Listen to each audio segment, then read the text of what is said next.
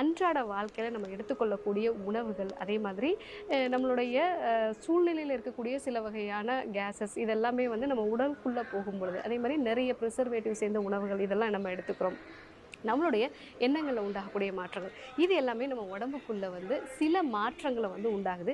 இந்த கழிவுகள நம்ம உடலால வந்து வெளியேற்றதுக்கு ரொம்ப சிரமமா இருக்கு. நம்ம உடல் தான் இந்த கழிவுகள வெளியேற்ற போது, ஆனாலும் கூட சில சிரமத்தோட இந்த கழிவுகள வந்து அது வெளியேற்றுது. ஒரு கட்டத்துக்கு மேல இந்த கழிவுகள வெளியேற்ற முடியாம தேங்கும் பொழுது தான் நாம நோய்வாய்ப்படுறோம்.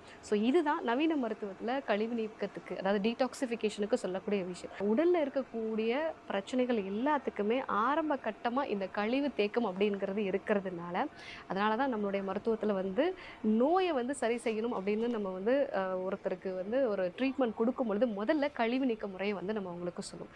பூண்டு, ஜீரகம், அதே மாரி சீமை அகத்தி, பிரண்டை, வசம்பு இந்த மாதிரியான மூலிகைகள் சேர்ந்த டீடாக்ஸ் சூர்ணமா வந்து